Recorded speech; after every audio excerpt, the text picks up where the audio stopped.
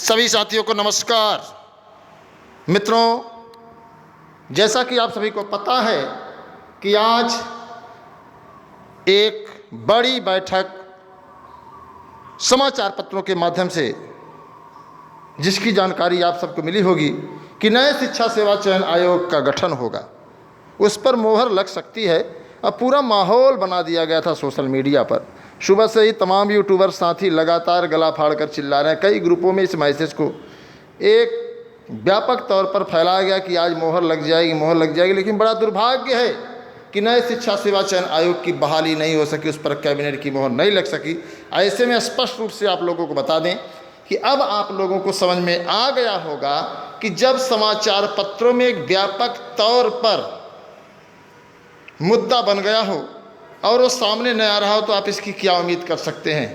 कहने का मतलब स्पष्ट है कि सरकार की प्राथमिकता में ही नहीं है नया शिक्षा सेवा चयन आयोग, क्योंकि सरकार जानती है कि नया शिक्षा सेवा चयन आयोग युवाओं के लिए बनाया जाएगा और उत्तर प्रदेश का नौजवान 10 बाई 10 के कमरे से निकलने का हौसला नहीं रखता है। अपने अधिकारों को समझने का, जानने का, संघर्ष करने का हौसला उसके अंदर है ही नहीं। ये सबसे बड़ा दुर्भाग्य है कि उत्तर प्रदेश का नौजवान भले ही उत्तर प्रदेश को उत्तम प्रदेश बनाने का प्रयास कर रहा हो, लेकिन सच यही है कि उत्तर प्रदेश का नौजवान सो गया है। उत्तर प्रदेश का नौजवान अपना वजूद भूल गया है। यही उत्तर प्रदेश है जहां पर सुभाष चंद्र बोस जैसे लोग पैदा हुआ करते थे। यही उत्तर प्रदेश है जहां पर झांसी की रानी पैदा हुआ करती थी। लेकिन आज संघर्ष के नाम पर सब, मैंने देखा, कल मैं गया था शलोरी में, ज़्यादातर छात्र लाइब्रेरी, पार्क, सड़क पर आपको मिलेंगे, लेकिन वो इस चर्चा को नहीं कर रहे हैं कि आखिर हमें रोजगार संकट है।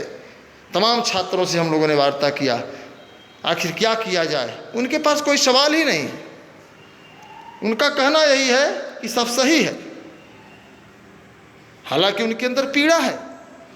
लेकिन आज एक खुशखबरी है कि टीजीटी की आज काउंसलिंग थी 2016 सामाजिक विषय की, जिसमें 144 पदों पर काउंसलिंग होनी थी, 144 सीटों पर होनी थी। लेकिन आपको बता दें 50 लोग नहीं आए थे। कहने का अभिप्राय है कि द्वितीय काउंसलिंग होनी तय है। बस आप हौसले को बरकरार बनाए रखें, अपने अंदर जज्बे को बनाए रखें, आपको नौकरी मिलेगी। दुनिया की कोई ताकत आपको नहीं रोक सकती है। जो भी साथी हैं, मैं उनसे ये बताऊंगा कि आप हारिएगा मत, जीत आपके हाथ में है। पीजीटी जिस विषय की 2016 की काउंसलिंग नहीं होनी है, सबको 26 के बाद, मैं एक बार फिर बता दे रहा हूँ, 26 के बाद उसकी काउंसलिंग की प्रक्रिया शुरू कर दी जाएगी। ऐसा शिक्षा निदेशालय के द्वारा कहा गया है।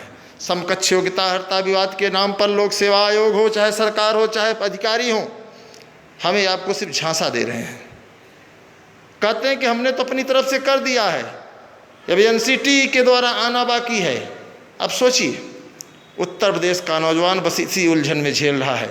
उत्तर प्रदेश का नौजवान बस इसी इर्द गिर्द में चारों तरफ घूम रहा है। उसको ये नहीं स्पष्ट हो रहा है कि आखिर समकक्ष योग्यता अर्हता विवाद कब सलटेगा, आखिर कब साहब लोग समकक्ष योग्यता अर्हता विवाद के इस पचेड़े में उत्तर प्रदेश के नौजवानों का मानसिक उत्पीड़न करते रहेंगे। इन सभी चीज़ों को लेकर के हमें आपको एकजुटता लानी होगी मित्रों। संघर्ष के लिए कमर कसना होगा। और मैं सभी साथियों से निवेदन भी करूंगा कि अब वक्त आ गया है संघर्ष करने का, अब वक्त आ गया है खुद के वजूद को दिखाने का, अब वक्त आ गया है अपने जिंदा होने का प्रमाण देने का। आइए संघर्ष किया जाए। आप लोग कमेंट बॉक्स में तो लिखते नहीं हैं, वीडियो को तो शेयर नहीं करते। मैं चाहूँगा वीडियो को शेयर करिए। सिर्फ 13 लाख लोग फार्म भरेंगे। प्राथमिक शिक्षक भर्ती हो, चाहे जूनियर शिक्षक भर्ती हो, चाहे पुलिस वैकेंसी हो, चाहे जो भी हो, टीजीटी पीजीटी की परीक्षा हो, हर जगह मातम सा छाया हुआ है। कोई बोल नहीं रहा है। आखिर ऐसा क्यों हो रहा है। एडेड जूनियर शिक्षक भर्ती में जो 50% का मामला था, उसकी सुनवाई कल होनी है मित्रों। हो सकता है सुनवाई हो, क्योंकि लिस्टेड केस जो हो जाता है उसमें थोड़ा सा पेच हो जाता है। इसके पहले 4 तारीख को सुनवाई लगी थी, लेकिन इत्तेफाक बस नहीं हो पाई। उम्मीद है कि कल सुनवाई हो सकती है। साथ ही साथ बिहार शिक्षक भर्ती के बारे में थोड़ा सा मैं बोलूँगा आप लोगों से, क्योंकि उत्तर प्रदेश के ज़्यादातर नौजवान और ख़ास तौर से प्रयागराज, लखनऊ, कानपुर के तमाम कोचिंग संचालक लगातार बिहार शिक्षक भर्ती की जो है बैच संपन्न करा रहे हैं।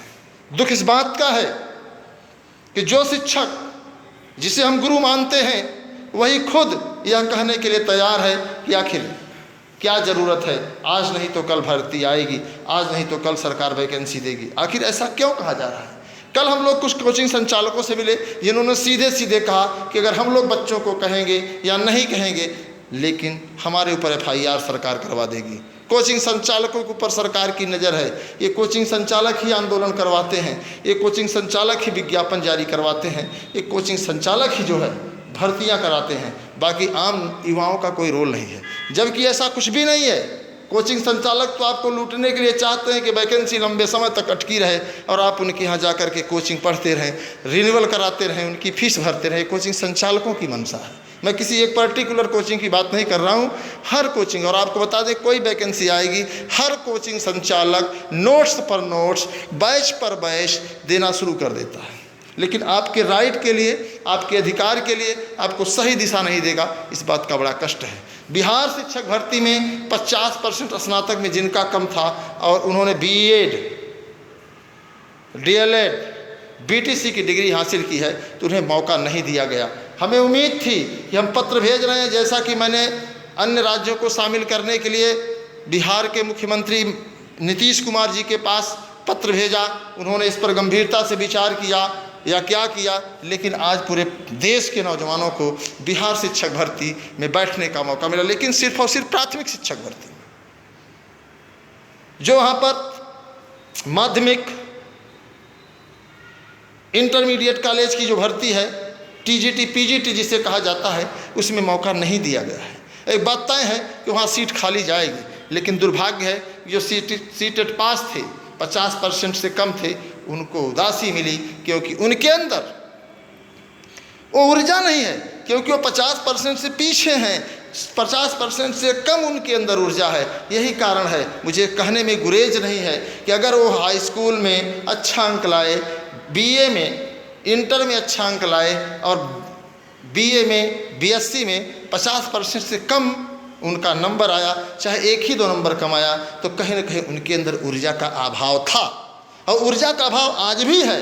अगर ऊर्जा का अभाव न होता तो आज उनके खिलाफ, उनके साथ जो एक साजिश रची गई कि 50% जिनका कम है स्नातक में, उनको बाहर कर दिया जाए, उनको छोड़ दिया जाए, तो अपने राइट के लिए लड़ते। लेकिन बड़ा दुर्भाग्य है मित्रों कि वो लोग शांत हैं, वो सिर्फ तमाशेगीर बन करके 2-4 ऐसे साथी हैं जिनको इस बात की पीड़ा है कि मेरी लाखों की डिग्री बर्बाद होने जा रही है, मेरे सपनों के साथ एक विश्वासघात हो रहा है, मेरे सपनों के साथ एक जो है कुठाराघात किया जा रहा है।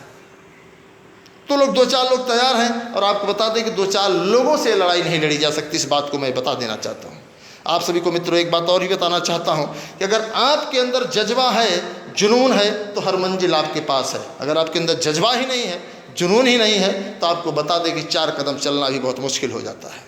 संघर्ष की तो दूर की बात है। तो फैसला अगर आप लोगों ने कर लिया है कि चाहे मुझे शामिल करे, चाहे ना शामिल करे, चाहे मेरी लाखों की डिग्री बर्बाद हो जाए, चाहे मेरे लाखों के सर्टिफिकेट जो है कूड़े के भाव हो जाए, हमें कोई फर्क नहीं पड़ता है। अनिल सिंह चिल्लाएं, चाहे जो भी चिल्लाएं, मैं मौन रहूँगा, मैं कुछ नहीं कहूँगा। तो आप सभी को एक बार अनिल सिंह की ओर से बहुत बहुत आभार, बहुत बहुत धन्यवाद कि कम से कम आपने इस बेरोजगारी के आलम में अपना कदम पीछे तो किया है। हालांकि युवा मंच टीम लगातार इस पर सरकार से बात बनाना चाहती है, लेकिन बात इस तरीके से नहीं बनेगी। इसके लिए आप सभी को एकजुट होना पड़ेगा, इसके लिए आप सभी को एकजुट होकर के संघर्ष करना होगा। अगर आप 50% से कम हैं, यह स्टेट की अगर मैं बात करूं आप लोगों से, तो यह स्टेट भी हट जाता, बस आप हमारे साथ खड़े हो जाते। पूरे प्रदेश के नौजवान केवल एक प्रदेश अगर कह दे कि बिहार सरकार हमारे साथ अन्याय कर रही है, तो मैं इस बात को दावे के साथ कह सकता हूं कि सरकार को इस चीज़ को हटाना पड़ेगा। क्योंकि आपको बता दें कि 2024 में चुनाव है और नीतीश कुमार अपने आप को प्रधानमंत्री की कुर्सी पर देखना चाहते हैं, तो निश्चित तौर पर पूरे देश की बात करेंगे। तो फैसला आप सभी के हाथ में था और है, लेकिन आप लोग कोशिश नहीं कर रहे हैं। आप तो सिर्फ दूसरे को कोसने में लगे हैं, आप दूसरे पर लांछन लगाने में पड़े हैं। आपको लगता है कि अनिल सिंह जो है यूट्यूब चलाते हैं, उनको आपको लगता है कि अनिल सिंह जो है चंदा चोरी करते हैं, चंदा मांगते हैं, आपको लगता है कि अनिल सिंह वसूली करते हैं, तो लगिए, आपको समझ में आएगा कि आखिर आप अपने साथ क्या कर रहे हैं। आप खुद भी ये काम कर सकते थे, आप खुद ये लड़ाई लड़ सकते थे, आपका अधिकार था, आप इसमें सफल हो सकते हैं। आप सरकार से सवाल तो कर सकते हैं कि आखिर जो लाखों की डिग्री मुझे दी गई है, क्यों दी गई है, मुझे सरकार बताए। आखिर इस डिग्री का मैं क्या करूं, अचार डालूं? लेकिन आप नहीं बोलेंगे, क्योंकि आप तो साधु महात्मा जैसे प्रदेश में रहते हैं, आप तो साधु महात्मा जैसे देश में रहते हैं, जहां पर लोग सिर्फ आस्था में विश्वास रखते हैं। तो आपको आस्था है कि आज नहीं कल सरकार आपको कुछ न कुछ रेवड़ी बांटेगी। तो धन्यवाद आप लोगों को।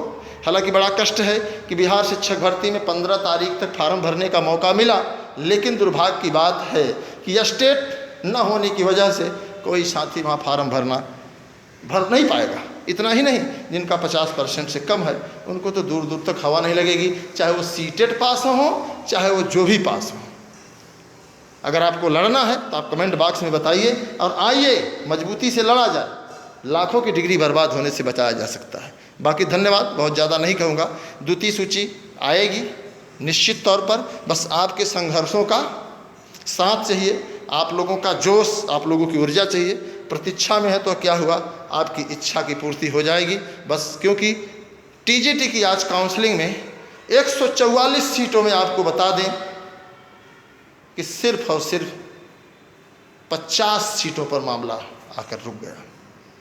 अब 50 सीटों पर बाकी 100 सीटें खाली हैं और सब लोग अगर चाह लें तो आपकी बहाली हो जाएगी। मुझे इस वक्त का इंतज़ार रहेगा जिस दिन आप लोग कहेंगे कि नहीं, हमें प्रतीक्षा सूची की सारी सीटें चाहिए ही चाहिए। बाकी फैसला आपके हाथ में, आप क्या करते हैं, क्या सोचते हैं, क्या नहीं सोचते हैं।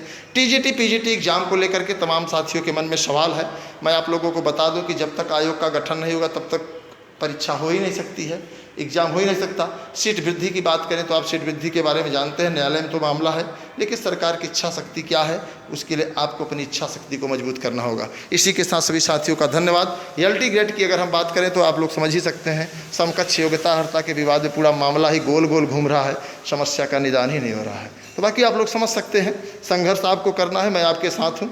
बाकी फैसला आप लोग ले लीजिए, जो भी हो कमेंट बॉक्स में बताइए। इसी के साथ सभी साथियों को धन्यवाद। नमस्कार, इंकलाब जिंदाबाद।